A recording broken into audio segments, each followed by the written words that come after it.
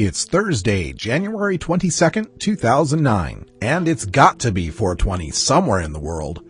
I'm your host, Radical Russ Belville. Produced and distributed by the National Organization for the Reform of Marijuana Laws in Washington, D.C., this is your NORML Daily Audio Stash, the growing truth about cannabis.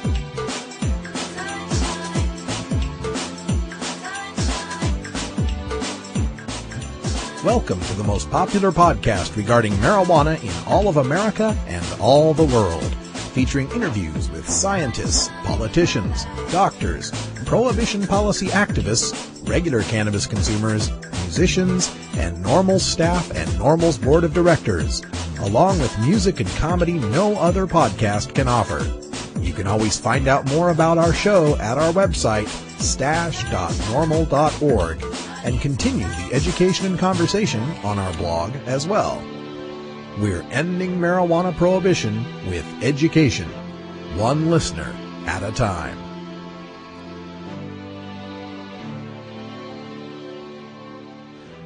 The podcasting and blogging technology for the NORML Daily Audio Stash is provided by Red Aphid Interactive Media.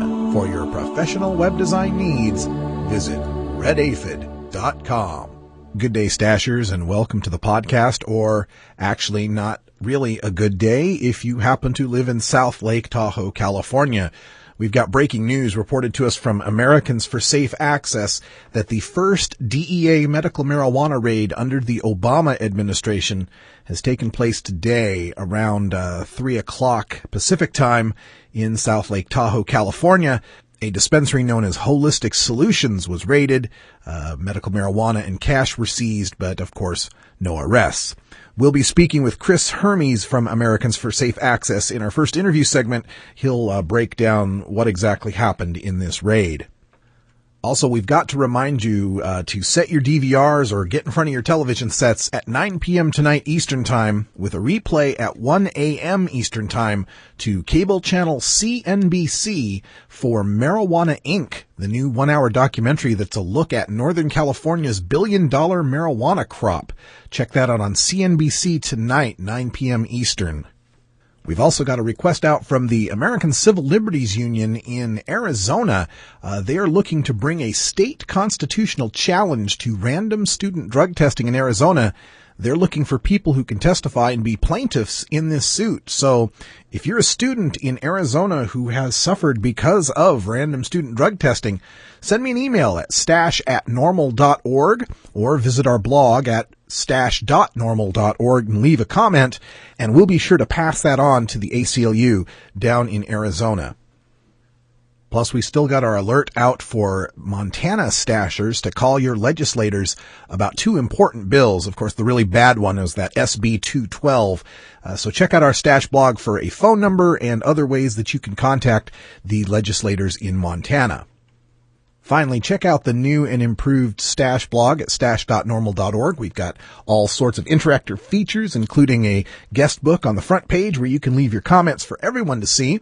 We've got more videos, including a latest one I've posted from The Daily Show on why pot is illegal, the money quote being, quote, "The nerds go into politics and they stick it to the cool guys by outlawing pot. Today, that shameful chapter in our nation's history is finally over," end quote. Well, yeah, I certainly hope so, and we're going to do everything we can here at the NORML Daily Audio Stash to see that that happens. Also, a great story posted in Reason magazine that's coming online on the NORML blog at normal.org.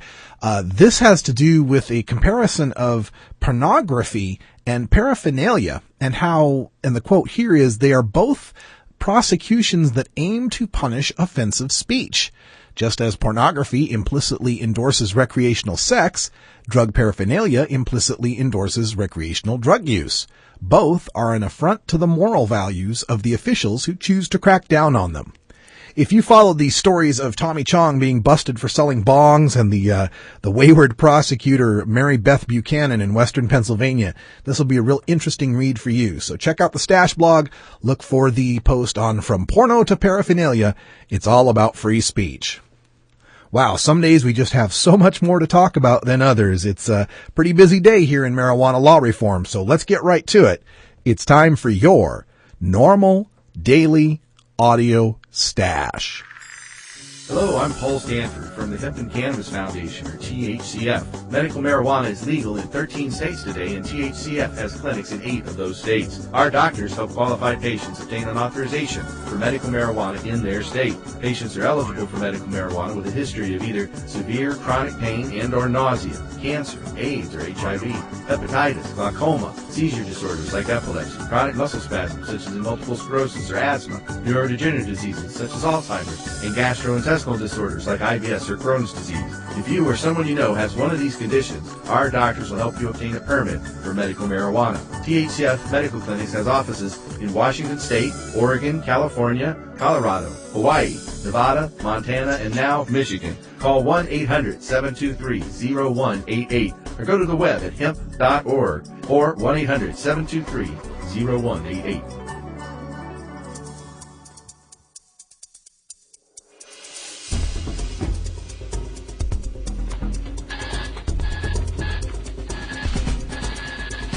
Now it's time to take a look at the latest stories about marijuana from news organizations across America and around the world in our NORML Daily Audio Stash, Hemp Headlines. San Francisco mayor proposes tighter dispensary regulations.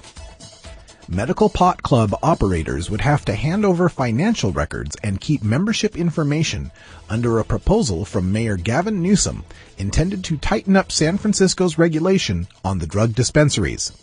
Newsom's proposal comes in the wake of State Attorney General Jerry Brown's recent issuance of medical marijuana guidelines and as the tensions between medical pot club operators and federal authorities remain strained. The use and distribution of medical marijuana is legal under state and city law, but illegal under federal law. Medicinal marijuana clinics in several Bay Area cities have been raided and shut down by federal authorities. Newsom's proposal seeks to protect clinics from such raids by tightening up the rules they operate under. Newsom's proposal amends existing city regulations to require pot clubs to maintain some form of membership records. Newsom initially proposed requiring the clubs to keep a list of names and addresses of customers, but that ignited outrage among medical marijuana advocates and subsequently was abandoned. The legislation also requires dispensaries to operate on a not-for-profit basis and, when requested by city health officials, provide financial records detailing revenues and expenses. Such records would be requested if there is a reasonable suspicion the dispensary is operating for profit. 9 medical dispensaries have received city permits to operate, and 14 others are going through the permitting process, according to the Department of Public Health. Well, I had written this story earlier this morning before we had heard of the raid in South Lake Tahoe, and I asked whether or not there was anything Mayor Newsom would do about dispensaries that would even cause the DEA to back off on raids. We'll have to see how this all shakes out. New study. Sperm may be affected by marijuana. Nashville, Tennessee. Human male fertility may be impacted by long-term exposure to marijuana, researchers in the United States and Japan suggest. The researchers at Vanderbilt University Medical Center in Nashville and colleagues said the findings show that genetic loss of fatty acid amide hydrolase, an enzyme, results in elevated levels of anandamide, an endocannabinoid, in the male reproductive system, leading to compromised fertilizing capacity of sperm. The endocannabinoid system refers to a group of lipids and their receptors that are involved in a variety of physiological processes, including appetite, pain sensation, mood, and memory. Retention of fatty acid amide hydrolase on an egg provides evidence that the sperm's capacity to penetrate is dampened by elevated anandamide levels. Yeah, right. That's why the Rastafarians died out. That's why you never see hippie kids in tie-dyes anymore. That's why Willie Nelson had 7 kids. Wow, only in the twisted logic of the war on certain American citizens using non-pharmaceutical, non-alcoholic, tobacco-free drugs Could you have a drug that they scare kids away from by saying they'll get pregnant, and then scare kids away from by saying they won't get pregnant? Juarez vigilante group proclaims manifesto, issues warning. The newly formed vigilante group El Comando Ciudadano por Juarez proclaimed its manifesto Tuesday in a news release to Juarez media. It vowed to take over the streets in a matter of months if city, state, and federal leaders fail to restore order. In the manifesto, the group identified Comandante Abraham as its leader and Subcomandante Gabriel as second in command. Chihuahua Attorney General Patricia Gonzalez Rodriguez denied the existence of the vigilante group Monday, stating the group was merely a fabrication by drug cartels to install fear into Juarezans and generate more violence to destabilize the city. In 2008, more than 1,600 people were killed in Juarez. City officials attributed the majority of the violent deaths to an ongoing war between rival drug cartels fighting for drug routes into the U.S. Making matters worse, the city plunged into an economic abyss which gave rise to a rash of violent crime. Kidnappings for ransom and extortions became the norm, and some of the city's wealthiest families fled to El Paso. The vigilante group stated its mission was to kill one criminal a day and declared war on burglars, kidnappers, and extortionists that constantly violate the rights of citizens. The group told city leaders they have until July 5, 2009 to reestablish order. A failure to meet that goal by the deadline will result in the group taking the streets with its, quote, army of men and women, end quote, who will battle criminals with whatever tool is available. The manifesto describes the group as an organization consisting of university students, professors, commercial businessmen, unemployed workers, and field workers who are willing to give their lives for their city. The group even revealed it is funded by businessmen who have fled their city due to the escalating violence and is willing to work side by side with the Mexican army.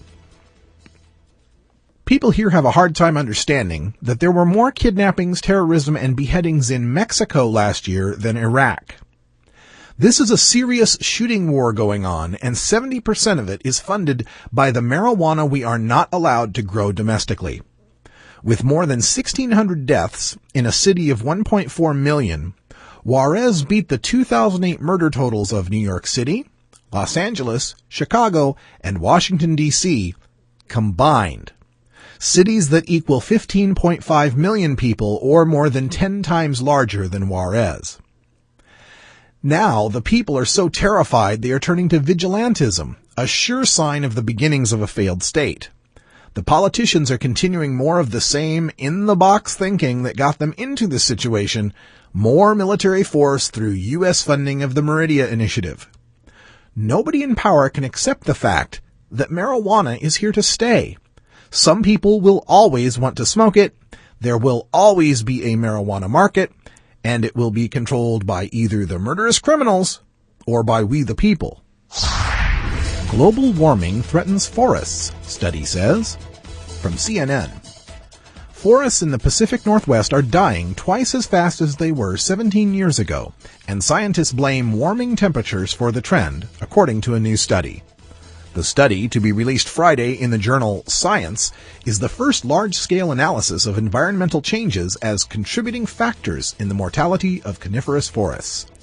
The data for this research was gathered by generations of scientists over a 50-year period at multiple sites in Oregon, Washington, California, Arizona, Colorado, New Mexico, and southwestern British Columbia. 76 forest plots, all more than 200 years old, were monitored by scientists doing some of the most rudimentary research, counting trees. The study primarily focused on 3 types of coniferous trees: pines, firs, and hemlocks. Older growth forests, some up to 500 years old, have trees of all ages, and researchers found that mortality rates have increased for all age groups. Since mortality rates went up across the board, scientists ruled out a number of other possible causes, including ozone-related air pollution, long-term effects of fire suppression, and normal forest dynamics. In the end, California had the highest tree death rate. Of the 3 types of coniferous trees studied, pines were found to be dying at the fastest rate. Ultimately, higher tree mortality may lead to significant shifts in forest structure and function, the report states. If only I could think of a way to reduce the need to cut down so many of these trees for paper and building materials, while simultaneously fighting global warming by creating huge carbon sinks that would take in greenhouse gas carbon dioxide and expel healthy oxygen, and provide an alternative fuel source for the gas-burning vehicles that contribute so heavily to pollution and global warming. Well, I know if I just smoke another joint, it'll come to me. Hold on.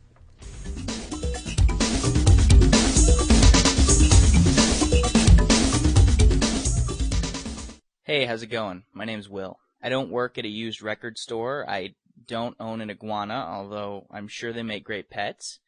I don't have dreadlocks or play the acoustic guitar. I can remember quite well, thank you, and no, I don't constantly have the munchies. When 420 comes around, I've still got 40 minutes of work left. I've never hit a girl on a bike with my car or shot my friend with a shotgun.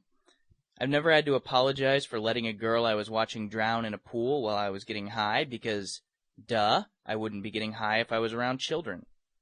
I'm a regular guy who works regular jobs, just like the majority of all Americans who use marijuana occasionally and responsibly. My name is Will, and I'm normal. Well, we have some unfortunate news to break here on the NORML Daily Audio Stash. We had hoped for a change with the Obama administration, and yet today, the sad news to report, the first DEA raid of a medical marijuana dispensary in California under the Obama administration. Joining us to discuss the full story here is Chris Hermes, the media liaison for Americans for Safe Access. And Chris, welcome to the show. Thanks very much. Let's just get the facts out of the way first, and then we'll discuss a little bit about this action. Where, when, what has happened, and what are we looking at here as far as this raid? Well, a federal raid occurred this afternoon in South Lake Tahoe in California. It was a medical marijuana dispensary that was raided. There are approximately 300 to 400 of these type of facilities around the state, and this was, I believe, one of two in the area, and it was a DEA raid, and I believe it's over. There were no arrests, and medicine and cash were apparently seized in the raid. Now, that's the thing that's always interesting to me about these raids is that the DEA comes in, seizes the medicine and the receipts and the cash and all the property and such, but never makes an arrest. Why is that? Well, sometimes they do make arrests or later indict people. It's probably mostly due, or at least they're not arresting people all the time, is likely due to their incapacity to deal with the number of federal cases that would result from indicting every single operator of a dispensary that they raided. So what they do, in essence, is go in and seize money and medical marijuana and a lot of times patient records and other property, and never have to follow it up with a prosecution, an indictment or prosecution, and essentially get to keep all of that money and property, since getting it back would be extremely difficult, or at least it was extremely difficult under the Bush administration. We will have to see what happens as we proceed in the coming weeks and months of the Obama administration. Now, Chris, these kind of operations that are undertaken by the DEA to raid these dispensaries, I imagine they take some time to plan and organize. So is it likely that this DEA raid is something that had formed, or the idea for it or the planning for it is formed under the Bush administration, and it's just continued on because no one thought to stop it in the Obama administration? That's quite possible. In fact, since there is not a new DEA administrator yet selected by the Obama administration or appointed. Also, the incoming U.S. Attorney General, whose confirmation I believe is imminent, that's Eric Holder, has yet to be seated in office. So we're working here with, continuing to work with Bush administration officials, and it's very likely that they are continuing a policy which is harmful and unnecessary since California has passed its own medical marijuana law more than 12 years ago. Yeah. And a lot of people hear these stories of the raids in California, and naturally that's where a large degree of the focus of the DEA has been over these past few years. But in your press release, you point out that this isn't just a California issue and that other states have been affected. Yes. Yes, both Washington State and Oregon have come under fire by the DEA in different ways. In Washington State, I believe it was 1.5, 2 years ago, that the DEA raided a advocacy organization that provided starter plants for hundreds of patients. And in Oregon, of course, you might be familiar, or your listeners might be familiar about the incident that happened not too long ago, in which the DEA sought through a grand jury, a federal grand jury, information on more than a dozen patients in the state of Oregon's medical marijuana program. And fortunately, they were rebuffed by the state of Oregon. The state resisted the subpoena to turn over the documentation, patient records, and the DEA wasn't able to get what it wanted in that case. However, these attempts to really get at and undermine these states' medical marijuana laws has got to stop, and we're hopeful that under this new administration, once he has a chance to appoint a new DEA administrator and a new attorney general, we can see some change happen, and we hope quickly.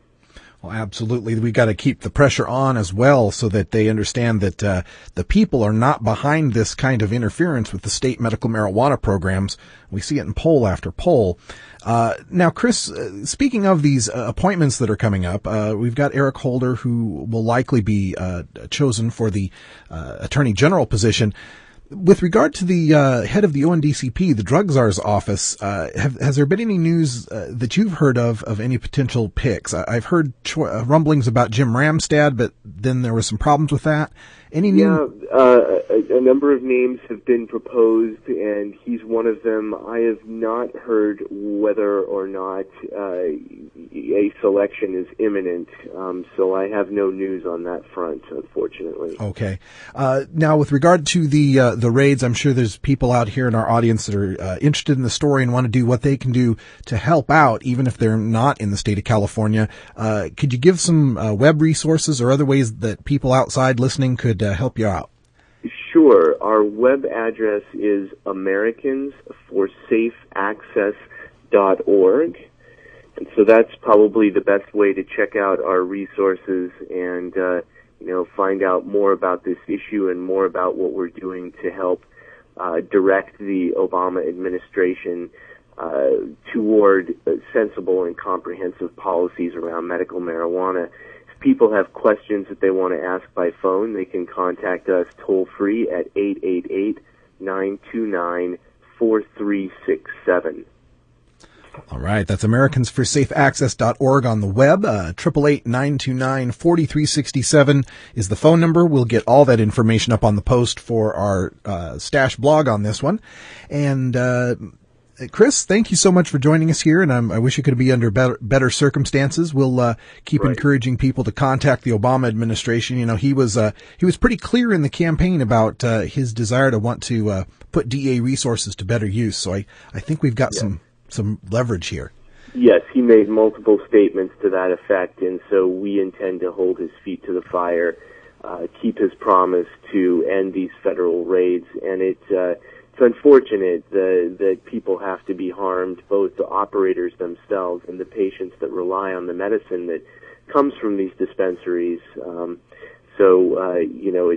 We need a change in federal policy, and the time is now. The time is now. Thank you, Chris Hermes from Americans for Safe Access. Thank you for joining us today on The Stash. Thanks very much. I'm Alan St. Pierre, Executive Director of NORML. Have you heard about the new super pot that's supposedly 20 times more potent than your father's Woodstock weed? Don't believe the hype. Marijuana's THC potency has always varied, even in the 60s and 70s. and the drug czar's numbers are full of, well, exaggerations. While no intoxicant is harmless, cannabis is non-toxic and far safer than alcohol.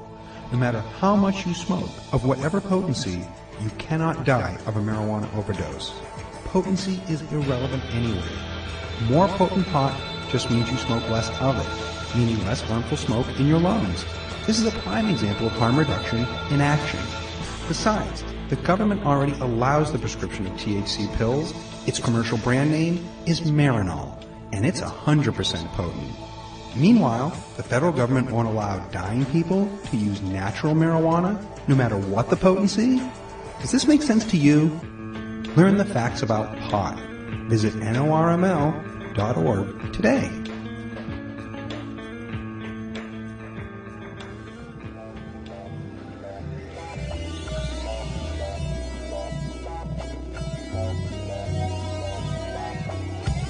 Here at the NORML Daily Audio Stash, we work hard to change our nation's marijuana laws through education and discussion.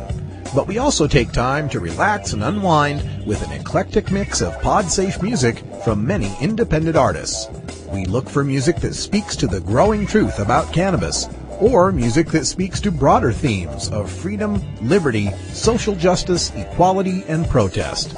To find out more about the artists and download the music you hear on this podcast, just log on to stash.normal.org. And if you'd like to get your music heard by the online cannabis community, just send us an email at stash@normal.org. Today's musical break is going to take us to the countryside of the tracks, y'all. Well, maybe that's not quite accurate. While at first glance, Jason Boland and the Stragglers' music may seem easy to stereotype as Texas or country, intent listening makes it harder to categorize their music easily, revealing the influence of the land and life that got them to where they are. Boland knows he can't shy away from questions about how to classify his music, but simply states, quote, "The Chinese don't call it Chinese food, it's just food. I'm just making music," end quote. Here Jason Boland tells about his baby who loves him when he's stoned. Well, he might be talking about alcohol. He says, knock a couple back instead of take a couple drags, for instance. Hey, but a good chorus is a good chorus. This is Jason Boland and the Stragglers with When I'm Stoned. It takes a lot of thought to write a love song this special.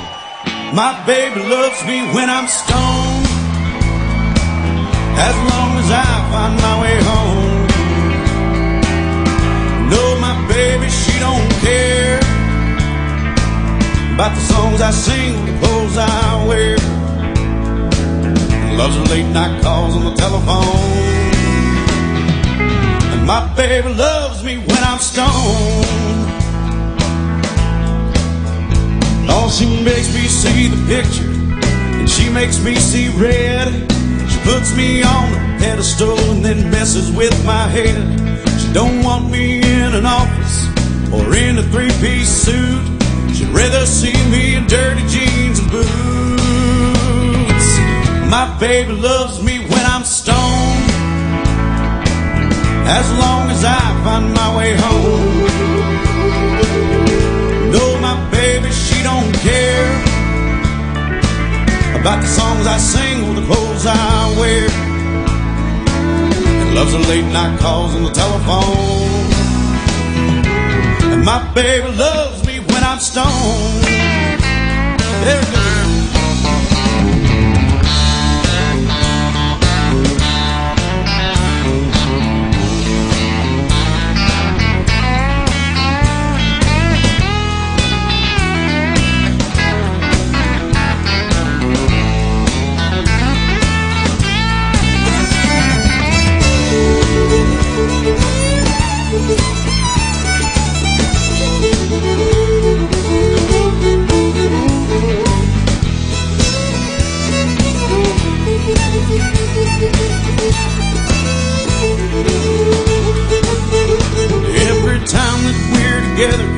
Well, she cuts all the slack. She knows I ain't myself until I knock a couple back. It'll lead your life to ruin, take you to an early grave. At least that's what those people always say. Well, my baby loves me when I'm stoned, as long as I find my way home. No, my baby, she don't care about the songs I sing, the clothes I wear. Loves her late night calls on the telephone.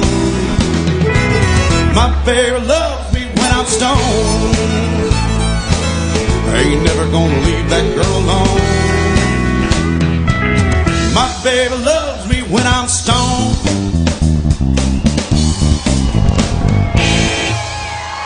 Thank you very much.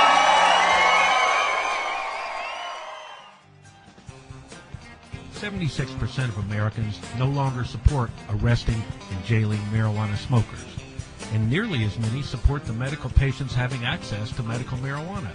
And over 80% of our citizens now believe the war on drugs is an ineffective failure. So the question is, when will the government's misguided war on adult marijuana smokers finally end? When? Simple. When you and your like-minded friends, family, and coworkers get involved with an organization such as the National Organization for the Reform of Marijuana Laws, also known as NORML. My name is Keith Stropp, and I founded the organization in 1970. Contact us at NORML, toll-free, 888-67-NORML, or by visiting the organization's up-to-date webpage at www.norml.org.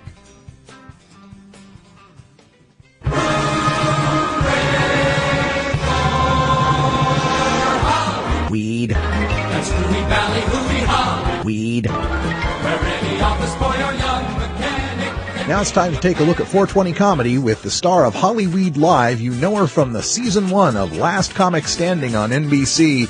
It's Terry Joyce. Time once again for us to venture down to Southern California, the locus of marijuana-related activity in the United States, and our Southern California correspondent, Terry Joyce. Hey, Terry, welcome back. Oh, I'm so happy today. I know it's the first time you and I have gotten to speak during the Obama administration. Yes, it is, and it's a new day. It's a new day. I've just been saying President Obama everywhere I go. It's just been so much fun. Oh, yeah. What'd you think about that inauguration ceremony? Wasn't that something?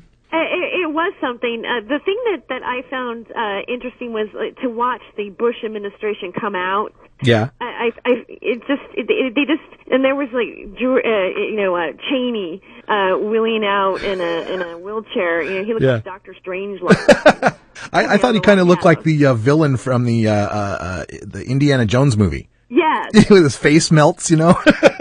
Yeah, or Mr. Potter from It's a Wonderful Life. There you go. You don't get that bank loan. Yeah, it was great to see Bush taking off in that helicopter. Wasn't that just a great sight? Yes. Yeah. Well, there's one thing that I want to, I find, I hate it when people talk about, what Michelle Obama was wearing or what the women were wearing, because I just find it so shallow. But I just have to say one thing. I'm criticizing one person's outfit, and I just want to know what was up with Ted Kennedy's hat. Ted Kennedy's hat? Yeah. Did you notice it? It's like he was going for some sort of steampunk look. I was so distracted by Aretha Franklin's hat that I lost track of that one. Yeah. Yeah, that was not a good choice. Yeah. Well, we're all looking forward to this new Obama administration. We're hoping that he keeps his promise about ending the DEA's focus on California's medical marijuana. And you've brought with you today a guest who can help talk about that subject just a little bit, specifically with regard to Southern California. So, Terry, why don't you go ahead and make the introduction? Well, I'd like to introduce, she's a friend of mine. She is the president of Patient Advocacy Network here in Southern California. And we've done a lot of projects together. We've done fundraisers as well as we worked together putting the Gay Pride Parade, our marijuana float. And so I just want to welcome Dejay Coutet. Well, hello, Dejay. Terry, it's really good to be here. Thanks for coming by last night to help me celebrate my birthday, which was on Inauguration Day. So oh, wow. It was definitely a treat for me to see Bush leaving finally after 8 years. Yeah. Well, Dejay, you work with the Patient Advocacy Network down there. Is there a website people could log on to get more information? Yes, our website is CannabisSavesLives.com. Oh, that's good. CannabisSavesLives.com, and we'll put a link to that up on the Stash blog at stash.normal.org. And tell folks what the Patients Advocacy Network does. Well, we were founded by a group of advocates here in Southern California who saw a need for empowering patients on this issue. We, of course, have more activity on this issue than any place else on the planet right now. We have an estimated near 300 medical cannabis dispensaries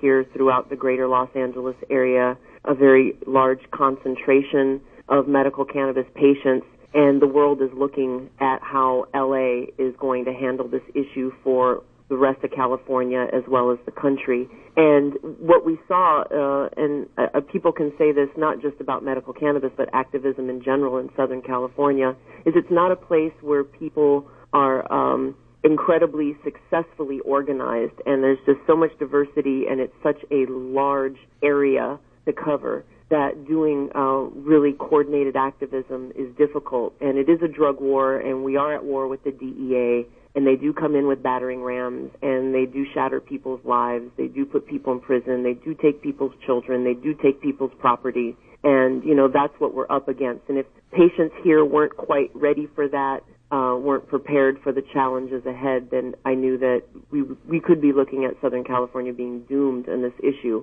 So we founded this organization for the purpose of educating and empowering and advocating for patients so that we can effectively demonstrate for our elected officials, whether they be local, state, or federal, that we need a change in policy, and we need it immediately. Not 20 years from now, but we need it now. Well, speaking of change, you know, we were talking about the Obama inauguration. What is it you're expecting from the Obama administration in maybe even just the first 100 days that could help the patients down there in Southern California? Honestly, nothing. I have to admit that they've been pretty clear with us that there are other issues that are going to take precedent over this one. And if anybody paid any attention to the election, what Obama is telling us is really not what it is he can do is singularly on these really tough issues like medical cannabis, but how much we are going to do for ourselves in moving the agenda forward. And that's, you know, and I know that he has said that he's favorable on this, but one of the issues that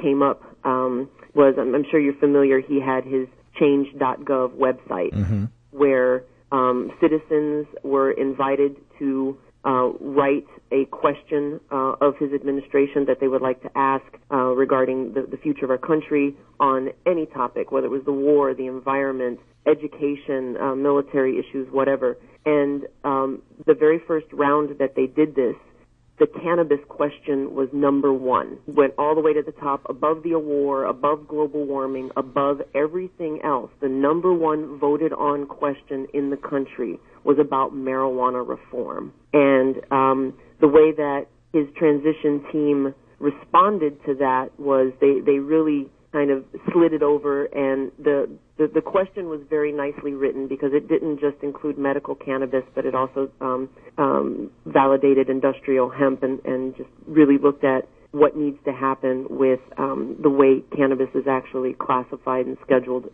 within the law. And the simple one-line response that we got was, President-elect Barack Obama does not support the legalization of marijuana. Just a real simple blanket question, answer to what was a fairly complex question. And I felt like he really sidestepped it. And next thing I did is they put it up again and asked everybody to ask questions again. And I don't know if cannabis made it to the absolute number one again, but it was up there in the, they didn't even do a number one, number two. They didn't rank them that way again. What they did is they said, these were just the top ones in general. And cannabis still made it within the top 10 of the issues that are the top priority on Americans' minds. 80% of our voting public agrees that people should not go to jail for using cannabis for therapeutic reasons. We always joke that if cannabis ran for president, it would win.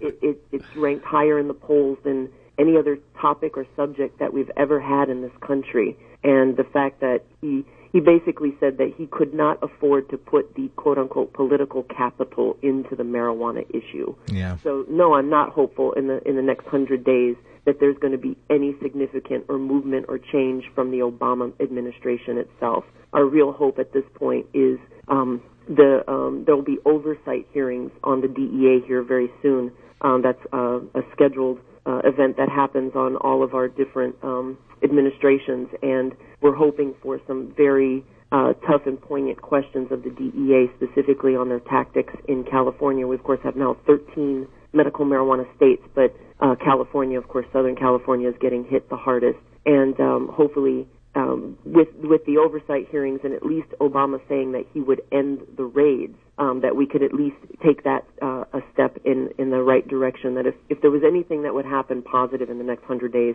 I would see that maybe through the House Judiciary Committee, the Congress, and something through the Obama administration, we'd at least get a moratorium on any further raids on permitted medical cannabis dispensaries in California and other states as well. Yeah, I think if the Obama administration were to just step back on that and not, that's an issue where they don't have to do anything proactively. They just have to not react to what California is doing, and that could be a lot. It's so complicated. I mean, there's so many complex issues around how do you legally handle medical cannabis, whether it's rescheduling or reclassification or legalization or decriminalization. It's all very complex. And so, yes, if we can just halt the raids for now while we really sort out and talk about the rest, that would be a very good start. Well, let's talk about California specifically now, because I've been reporting on a few stories. I know up in Northern California, up in San Francisco, Mayor Newsom is proposing new regulations for dispensaries.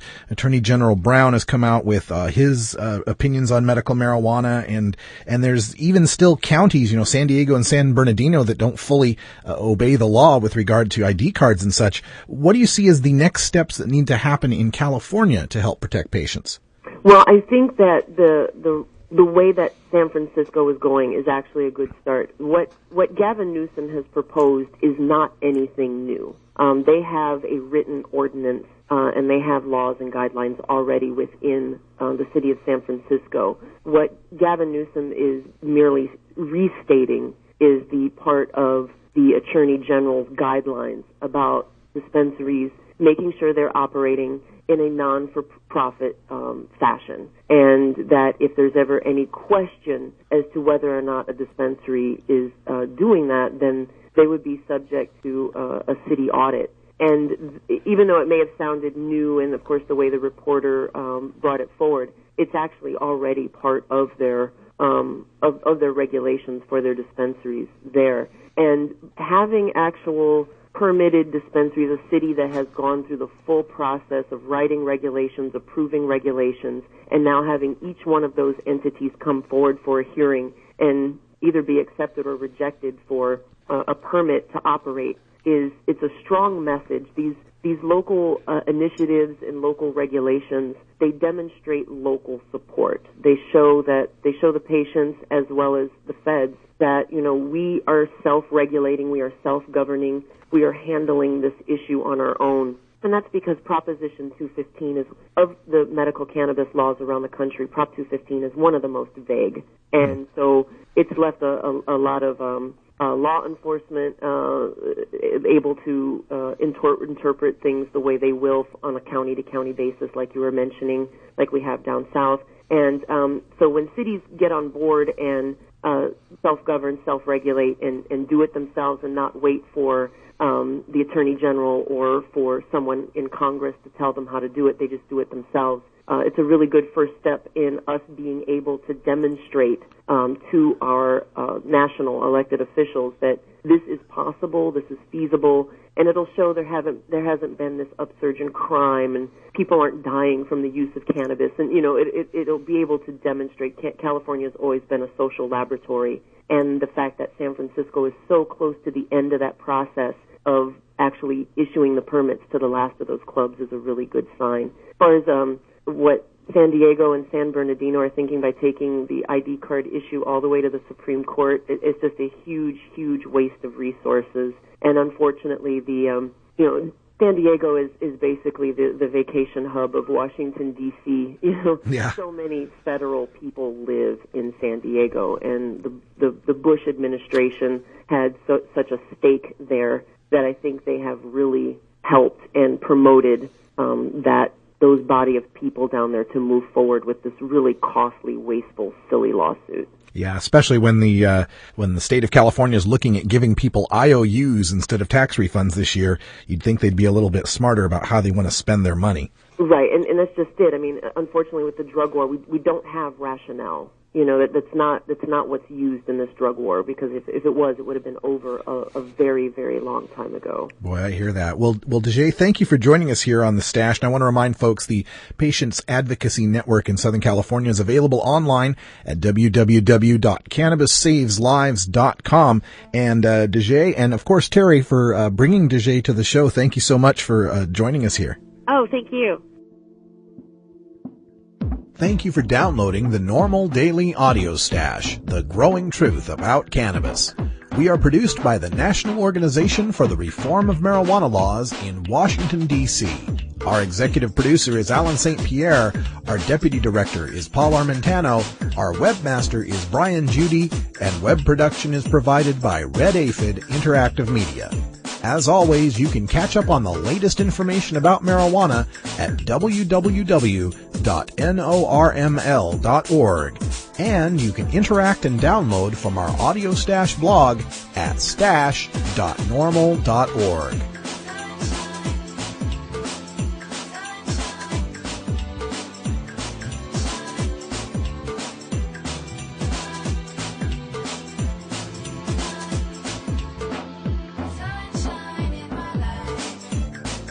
For everyone here at NORML, I'm your host, Radical Russ Belville, hoping all your harvests are bountiful and your encounters with law enforcement are non-existent. We leave you today with a simple reminder to get involved with your government. The federal government's going to be a long ways behind the people on the issue of ending adult marijuana prohibition, so get involved at the state and local level. Already we're looking at medical marijuana bills being introduced in Minnesota, South Dakota, New Jersey, Missouri, Ohio. Washington State's looking at decrim. Montana's looking at fixing their medical marijuana program. California, Oregon, all of them are bound to have something you can get involved with. And for those of you who are in non-medical states or places where it might be a little difficult, look at the local level. Places like Eureka Springs, Arkansas have passed low-priority initiatives. There's a way for you to get involved. Just keep up with us here at stash.norml.org, and we'll keep you in touch. Thanks for joining us. We'll be back tomorrow, and until next time, take care of each other, tokers.